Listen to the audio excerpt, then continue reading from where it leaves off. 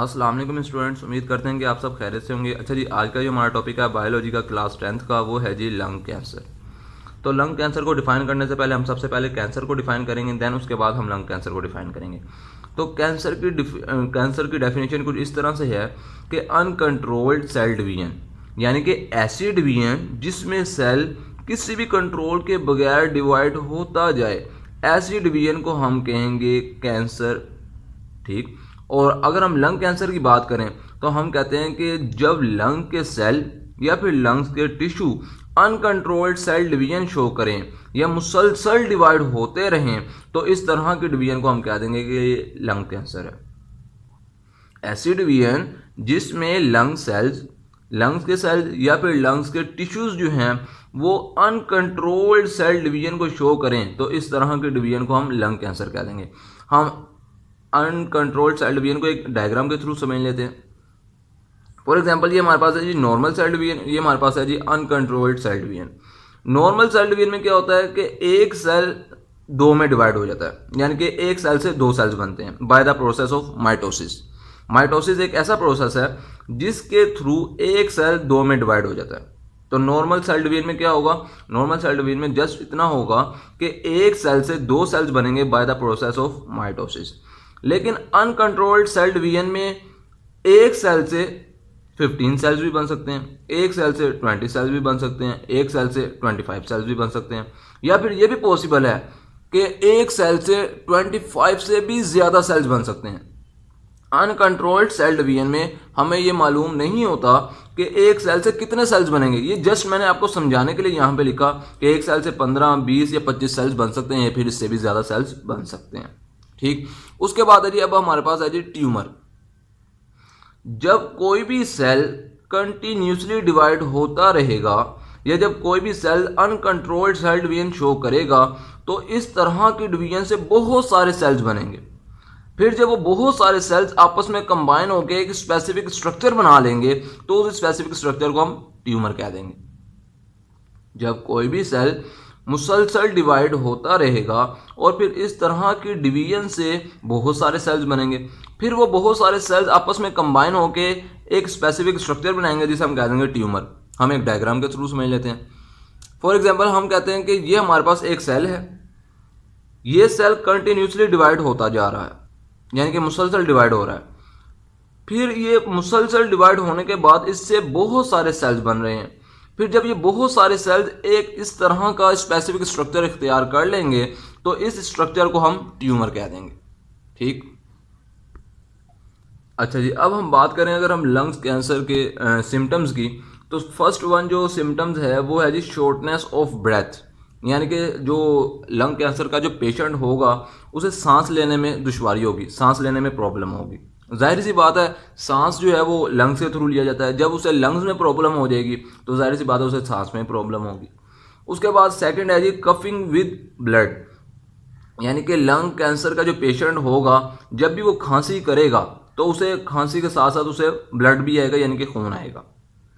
उसके बाद है जी वेट लॉस, यानी कि उसका जो वेट होगा, जो उसका वजन होगा, वो आहिस्ता आहिस्ता आहिस्ता आहिस्ता कम होता रहेगा, जो लंग कैंसर का जो पेशेंट होगा। फिर उसके बाद जो लंग कैंसर का जो पेशेंट होगा उसके चेस्ट में पेन होगी, यानी कि उसके सीने में, छाती में दर्द होगी। अच्छा जी, अब हमने पढ़ना है जी कॉजेज को। तो इस बात का आपने ख्याल रखना है कि हमारी बुक में दो तरह के मेन कॉजेज बताए गए हैं, एक सिर्फ कैंसर के बताए गए हैं और एक लंग कैंसर के बताए गए हैं। ऐसा ना हो कि आपसे पेपर में कैंसर के पूछे जाए मेन कॉजेज और आप लंग कैंसर के बता दें, तो वो गलत हो जाएगा। ठीक। तो सबसे पहला जो मेन कॉजेज है वो है जी कैंसर का। तो कैंसर के यहाँ पे तीन मेन कॉजेज डिस्कस किए गए हैं। फर्स्ट वन है जी हमारे पास कार्सिनोजेंस। ठीक। कि कार्सिनोजेंस क्या है? कार्सिनोजेंस ऐसे सब्सटेंसेस हैं जो कैंसर को कॉज करते हैं, जो कैंसर का सबब बनते हैं। ठीक। कार्सिनोजेंस ऐसे सब्सटेंसेस हैं जो कैंसर का सबब बनते हैं। तो सबसे पहले हमने कहा कि कार्सिनोजेंस जो हैं वो कैंसर को कॉज करेंगे। उसके बाद है जी आयोनाइजिंग रेडिएशन। तो दो तरह की आयोनाइजिंग रेडिएशन हमारी बुक में आई थिंक पत्नी गिवन है या नहीं है, मैंने यहाँ पे लिख दी है, एक्स रेज और अल्ट्रा वायलेट रेडिएशन। ये दोनों की दोनों जो हैं वो कैंसर का सबब बनती हैं, कैंसर को कॉज करती हैं। अल्ट्रावायलेट रेडिएशंस ऐसी रेडिएशंस हैं जो हाई एनर्जी रेडिएशंस होती हैं, ठीक, जो क्या करती हैं कि सेल के अंदर पार्टिकल, सब एटॉमिक पार्टिकल्स या एटम को जो है वो आयोनाइज कर देती हैं, जिसकी वजह से सेल जो है वो continuously uncontrolled cell division show करता है, वो कंटिन्यूसली डिवाइड होना शुरू कर देता है। उसके बाद है जी वायरल इन्फेक्शन। वायरल का मीनिंग तो हमें पता है कि वायरस, और इन्फेक्शन का मीनिंग क्या होता है? इन्फेक्शन से मुराद ये होता है कि एंट्री इनटू द बॉडी, यानी कि जिस्म में दाखिल होना।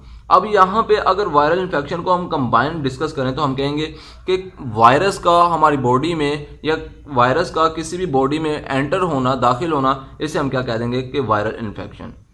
तो हम ये भी कहते हैं कि वायरल इन्फेक्शन की वजह से भी कैंसर होता है, यानी कि वायरल इन्फेक्शन भी कैंसर का सबब बनता है।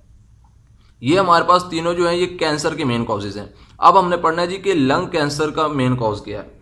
तो लंग कैंसर का जो मेन कॉज हमारी बुक में डिस्कस किया गया है वो है जी स्मोकिंग, यानी कि जो लोग सिगरेट स्मोकिंग करते हैं उनमें लंग कैंसर के चांसेस बहुत ज़्यादा हैं, ठीक। तो अब हम पढ़ते हैं कि क्या रीज़न है कि स्मोकिंग की वजह से क्यों लंग कैंसर होता है, ठीक। तो कोई भी पर्सन जो सिगरेट स्मोकिंग करेगा, तो हमें पता है कि सिगरेट में 50 काइंड के कार्सिनोजेंस मौजूद होते हैं, यानी कि सिगरेट में 50 तरह के कार्सिनोजेंस मौजूद होते हैं, ठीक। अब ये 50 तरह के कार्सिनोजेंस जब कोई भी पर्सन सिगरेट स्मोकिंग करेगा तो उसके स्मोक के थ्रू ये 50 तरह के कार्सिनोजेंस उस पर्सन की बॉडी में एंटर हो जाएंगे। और हमने अभी ऊपर यहाँ पे भी डिस्कस किया कि ये कार्सिनोजेंस ऐसे सब्सटेंसेस हैं जो कैंसर को कॉज करेंगे। मतलब जो पर्सन सिगरेट स्मोकिंग करेगा तो स्मोक के थ्रू 50 काइंड के कार्सिनोजेंस उसकी बॉडी में एंटर होंगे, और बॉडी में एंटर होने के बाद वो लंग कैंसर कॉज कर देंगे, यानी कि लंग कैंसर की वजह बन जाएंगे, लंग कैंसर का सबब बन जाएंगे, ठीक। अच्छा जी, अब हमारे पास है जी टाइप्स ऑफ स्मोकिंग, कि स्मोकिंग की टाइप्स। तो हमारे पास स्मोकिंग की 2 टाइप्स हैं, एक्टिव स्मोकिंग और पैसिव स्मोकिंग। इन दोनों को डिस्कस करने से पहले हम सबसे पहले सिगरेट को डिस्कस करेंगे। हम कहते हैं जी कि सिगरेट जो है, कोई भी एक सिगरेट, उसके 2 एंड्स होते हैं। एक एंड को हम कहते हैं जी फिल्टर एंड, और दूसरे एंड को हम कहते हैं जी बर्निंग एंड, ठीक। अब हम पढ़ते हैं जी एक्टिव स्मोकिंग और पैसिव स्मोकिंग को।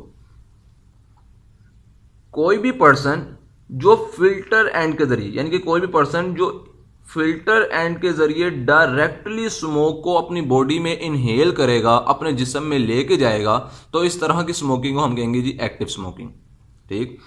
कोई भी पर्सन जो फिल्टर एंड के जरिए डायरेक्टली सिगरेट के धुएं को अपनी बॉडी में लेकर जाएगा, इनहेल करेगा, तो इस तरह की स्मोकिंग को हम कहेंगे जी एक्टिव स्मोकिंग।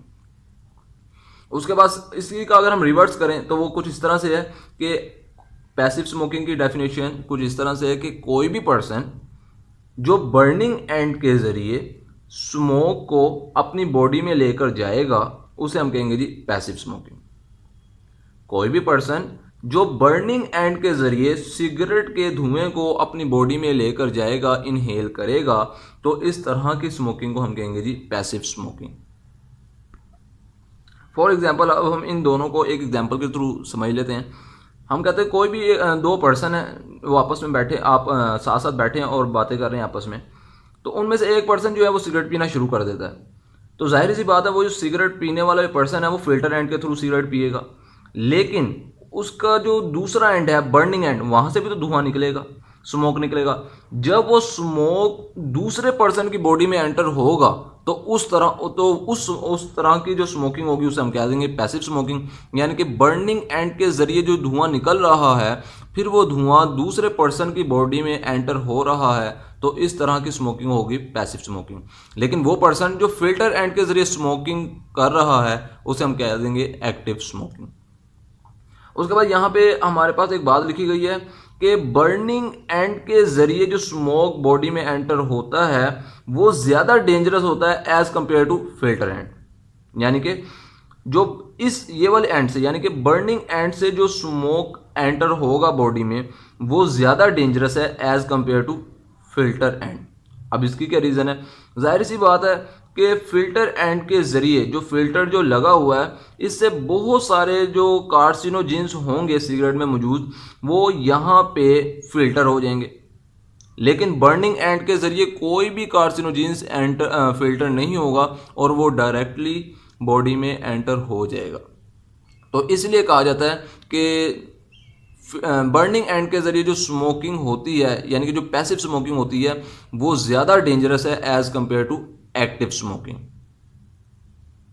जाहिर सी बात है कि जब कोई भी पर्सन जो फिल्टर एंड के थ्रू जो स्मोकिंग करेगा, तो ये फिल्टर जो है, इसका काम यही है कि इसने बहुत सारे कार्सिनोजेंस को या बहुत सारे पार्टिकल्स को, जो नुकसानदेह पार्टिकल्स हैं, उन्हें फ़िल्टर करना। लेकिन यहाँ पे कोई फ़िल्टर नहीं लगा हुआ, तो इसलिए कहा जाता है कि बर्निंग एंड की जो स्मोकिंग होती है वो ज़्यादा डेंजरस होती है as compare to filter end. अच्छा जी, अब अगर हम ट्रीटमेंट यानी कि इलाज की बात करें कि लंग कैंसर का ट्रीटमेंट क्या होगा, तो फर्स्ट ट्रीटमेंट जो लिखा गया वो ये है कि जो कोई भी पर्सन जो जिसे लंग कैंसर हो जाएगा, उसे एंटी कैंसर मेडिसिन दी जाएंगी। एंटी मीन होता है अगेंस्ट, कैंसर मीन कैंसर, यानी कि ऐसी मेडिसिन उस पर्सन को दी जाएंगी जो कैंसर के अगेंस्ट काम करेंगी। ठीक। उसके बाद सेकंड ट्रीटमेंट ये है कि कोई भी पर्सन जिसे लंग कैंसर हो गया है, उसकी फर्स्ट प्रिवेंशन, उसकी फर्स्ट एहतियाती तदबीर जो है वो ये है कि वो सिगरेट स्मोकिंग को छोड़ दे, एलिमिनेट कर दे। ठीक। उसके बाद थर्ड पे है जी कि वर्ल्ड हेल्थ ऑर्गेनाइजेशन एक ऐसा इदारा है, एक ऐसी तंजीम है जो पूरी दुनिया को हेल्थ के बारे में गाइड करती है। ठीक।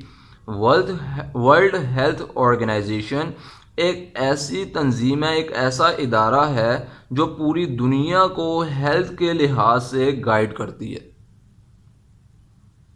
अच्छा जी, अगर हम सिगरेट के लिहाज से बात करें तो जो WHO यानी कि जो वर्ल्ड हेल्थ ऑर्गेनाइजेशन का जो इदारा है, वो हमारे जो गवर्नमेंट है, हमारे मुल्क की जो गवर्नमेंट है, उसे ये बात बावर कराती है, उसे ये बात कहती है कि जो कंपनियां, जो फैक्ट्रियां जो सिगरेट बना रही हैं, उन्हें ये बात बावर करवाई जाए, उन्हें ये बताया जाए कि जो आप सिगरेट बना रहे हैं, आप उसकी एडवर्टाइजिंग ना करें, ताकि जो हमारी यंग जनरेशन है, जो हमारी यंग पीपल हैं, वो सिगरेट से बच सकें।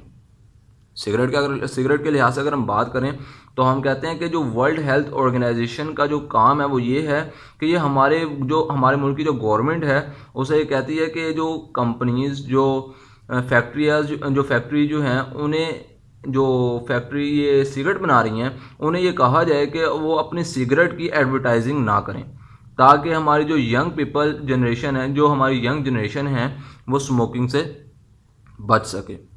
दूसरी बात ये है कि कोई भी पर्सन अगर सिगरेट छोड़ देता है तो उसमें कैंसर के चांसेस बहुत कम हो जाते हैं।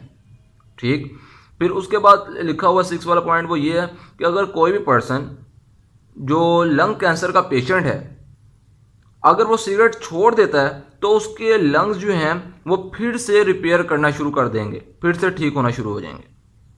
कोई भी पर्सन जो लंग कैंसर का पेशेंट है, या कोई भी पर्सन जिसके लंग्स जो हैं वो अफेक्ट हो चुके हैं स्मोकिंग की वजह से, तो अगर वो सिगरेट छोड़ देता है तो फिर जो उसके अफेक्टेड पार्ट जो है लंग का, यानी जो लंग का ख़राब हो चुका है पार्ट, वो उसका रिपेयर हो जाएगा, फिर से ठीक हो जाएगा। इस पॉइंट को हम एक डायग्राम के थ्रू समझ लेते हैं। फॉर एग्जांपल हम कहते हैं कि कोई भी एक पर्सन है, उसके ये लंग है, ठीक, उसका इतना पार्ट जो है वो ख़राब हो चुका है, अफेक्ट हो चुका है सिगरेट की वजह से। अगर वो स्मोकिंग छोड़ देता है तो देन फिर उसका जो लंग होंगे वो फिर से रिपेयर हो जाएंगे। उसके बाद है जी 7 वाला जो ट्रीटमेंट है वो ये है कि सर्जरी, यानी कि ऑपरेट के ज़रिए भी हम उसके लंग जो हैं उसे ठीक कर सकते हैं। यानी कि कोई भी एक पर्सन जिसका इतना पार्ट जो है वो ख़राब हो चुका है स्मोकिंग की वजह से, तो सर्जरी के थ्रू हम क्या करेंगे, इतने पार्ट को रिमूव कर देंगे, देन उसके बाद फिर वो आहिस्ता आहिस्ता आहिस्ता आहिस्ता ठीक हो जाएगा। उसके बाद है जी रेडिएशन थेरेपी। रेडिएशन से मुराद रेज के थ्रू भी हम ट्रीटमेंट कर सकते हैं लंग कैंसर का। अब वो कौन कौन सी रेज हैं, वो हैं जी हमारे पास गैमा रेज हैं। गैमा रेज के थ्रू हम लंग कैंसर का ट्रीटमेंट कर सकते हैं। ठीक। अच्छा जी, अब नोट है कि लंग कैंसर पे यहाँ पे मैंने 2 नोट लिखे हैं। वो फर्स्ट वन जो है वो ये है कि हर साल 1.3 मिलियन से ज़्यादा लोगों की जो डेथ होती है, जो मौत वाक़या होती है, वो सिर्फ़ और सिर्फ लंग कैंसर की वजह से होती है। ठीक, और उसके बाद जो है सेकंड नोट वो ये है कि तकरीबन 90% जो लंग कैंसर होता है वो सिर्फ और सिर्फ सिगरेट स्मोकिंग की वजह से होता है। 90% जो लंग कैंसर होता है वो सिर्फ और सिर्फ स्मोकिंग की वजह से होता है। ये था जी हमारा आज का टॉपिक लंग कैंसर का।